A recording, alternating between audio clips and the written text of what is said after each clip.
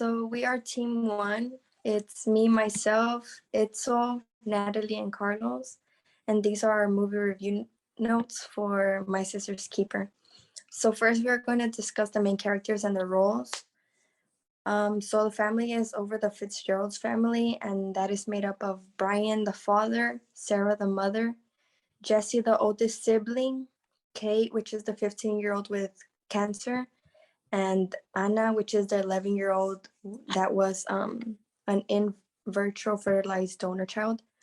Then we have other characters. It's Aunt Kelly, which is Sarah's sister, and she's the only close family member that always stuck around. Then we have Campbell Alexander, which is Anna's lawyer when she tries to sue her parents.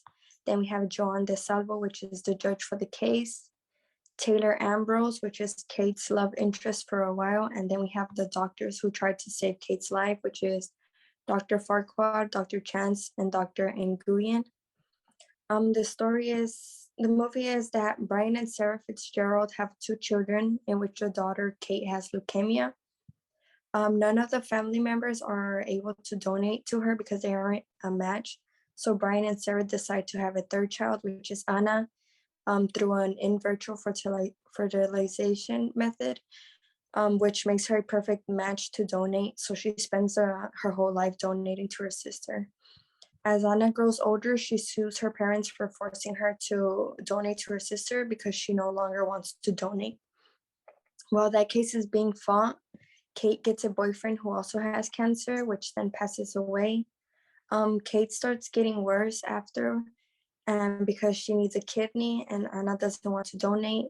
And it turns out that Kate is the one that told Anna not to sue her parents because she no longer has it in her to fight anymore. And so she then passes away.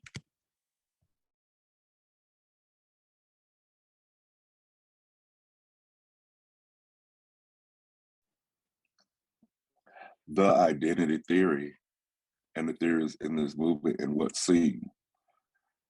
The identity theory for the parents are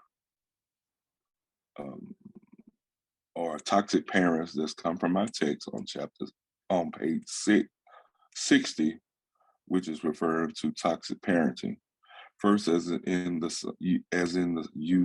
son Jesse, they were being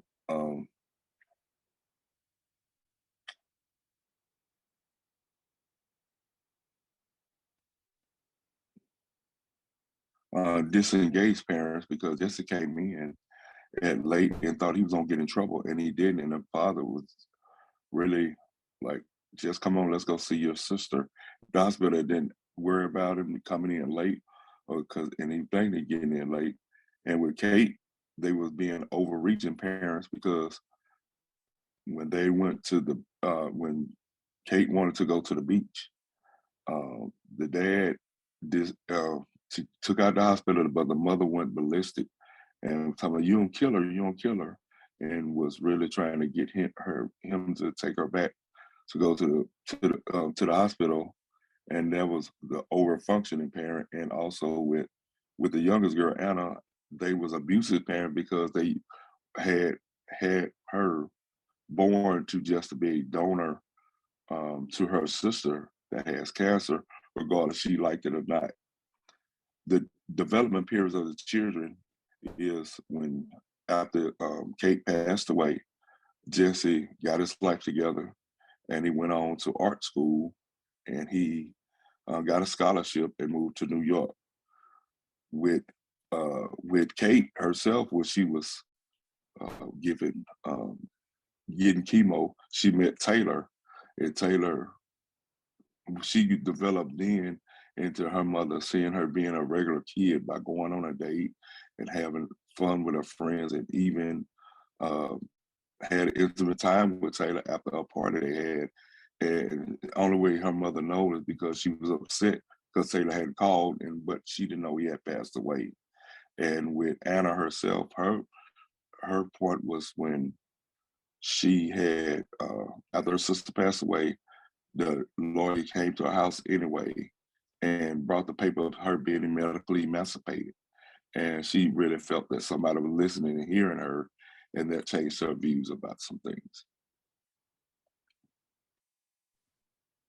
So to describe the primary conflict of the movie, it really revolved around Anna's legal right to medical emancipation, which rooted in birth since Kate was initially diagnosed with leukemia. She was in need of that specific type of blood to counteract the illness, but because her parents couldn't provide it or her older brother, the doctor suggested conceiving what's known as a designer baby with pre-implantation genetic diagnosis to ensure that it was going to be an exact match to Kate to save her life. So from birth, Anna has donated cord blood, white cell transfusions, bone marrow, lymphocytes, and injections to add stem cells. But throughout her whole life, the donations were never ending. And even though her sister got better, as both grew older, Kate ended up relapsing and was in immediate need of a kidney due to organ failure. So this was portrayed to be the breaking point for Anna in the movie, as she then reaches out to a lawyer and takes her mom to court for rights to her own body and deciding whether or not she will continue to donate part of her body to Kate. During this first hearing of the court case, we're presented with the second conflict, which is that Kate was the one who wanted Anna to sue her mom because Kate was tired. She didn't want to, no longer wanted to fight anymore. She was sad. She was depressed. So she wanted to be in peace. And her mom was really in denial of this. She wanted to keep battling for her daughter and save her daughter's life.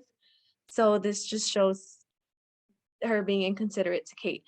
And then the third conflict was really portrayed throughout the movie. So it was just the parents' lack of attention to Jesse, to Anna, and to themselves, to their marriage, and to their personal matters as a whole, as both parents dedicated their whole lives to curing Kate, and they failed to attend to Jesse's developmental needs, like when they realized he had dyslexia, or Anna's feelings about undergoing the multiple procedures, hospitalizations, and needle sticks for her sister.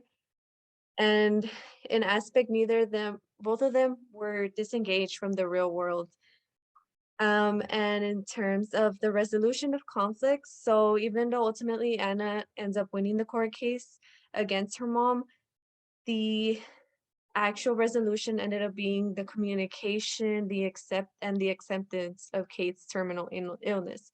So by accepting that Kate was ready, the entire family fulfilled her wish of letting her rest in peace, and they all turned their lives around. So like Carlos mentioned, Jesse's acceptance allowed him to leave his troubled ways and attend art school. Both mom and dad turned their lives around. Mom went back to work, rebuilt her law practice, and dad was able to make a difference by spending time by counseling troubled youth. And Kate overall was impacted positively, emotionally and physically, as she was seen as being healthy, and she had straightened the bond with her family as she possessed a secure relationship with all of them. My Sister's Keeper provoked many mixed emotions. The subject matter presented in the film was painful yet intriguing to view. The family's manner of handling the situation. It shed a light on the importance of respecting each family member's decisions and needs to maintain a healthy family system. The movie served as an observation of the Fitzgerald family and provided us an opportunity to analyze each family member's behaviors, reactions, and emotions based on educative theoretical perspectives. Each member of the group was given the opportunity to incorporate class concepts of parenting and family education to describe the Fitzgerald family. The movie served as an interesting source of enlightenment since one is able to visually depict a family dealing with an inedible crisis. From this course, we learn that many families and parents experience stressors at many points in their life. Stressors can be either positive or negative. In the case of the Fitzgerald family, they experience a negative stressor. When stressors can't be handled properly by families and individuals, they turn into a crisis, such as when one is dealing with a terminal illness, like in Kate's case. Illnesses can damage the family's equilibrium, and therefore each family member is forced to adapt to the disruption, including how parents may parent their children. This can also apply to other stressors in a family's life. And in cases of having an ill child, parents may take desperate measures in an attempt to provide the best care possible without realizing the potential consequences as the ones portrayed in the film.